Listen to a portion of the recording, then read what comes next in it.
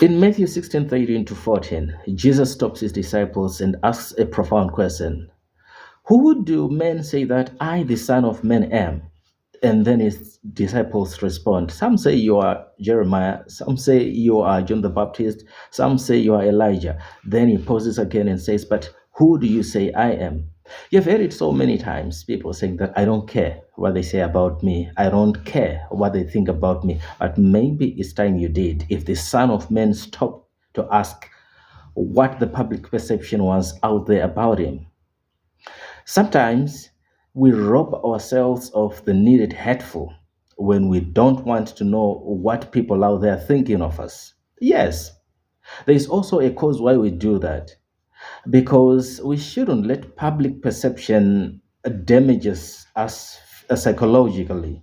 It's true. So we need to build ourselves up. But also knowing what people say about us is imperative because we are spiritual and societal creatures living amongst others, interlaced and interwoven to work together towards the achievement or reaching one's destiny. We always rob ourselves of the hurtful needed when we ignore what people say and think about us. And we rob ourselves even also of positive encouragement when we don't want to stop and hear what people think about us. In the book of 1 Samuel 9, verse 6, we have got a story of how the family of Saul lost donkeys. And then they sent the servant of Saul and Saul himself. Now they have failed to find the donkeys. And then at one point, when they're exasperated, the servant of Saul says, look ye, there is in this city a man of God who is very honorable. Everything he says come to pass. What do people say about you when you are not there? Even the people that are close to you, what do they say about you when you're not there? Can somebody vouch for you in your absence? Samuel was vouched for. He was known as an honorable man. He was known as an astute man.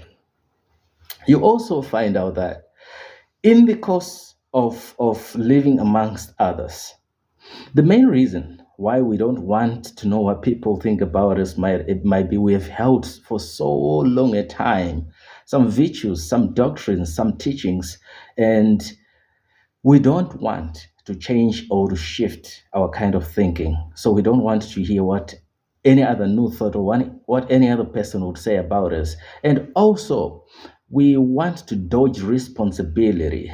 For we know if we know what people think about us, we might feel bad and we might be told about something that we need to transform. And you should also realize that this obligates us to do the right thing. So many times we don't want to be obligated to do something that we feel other people are expecting of us. But look here, we should be aware of our social visibility and accountability. That is the main reason why we should know what some people say.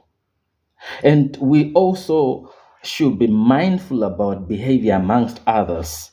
And knowing what people think about us stops us from making rash decisions and speaking without thinking because we would know this wouldn't go down well with others.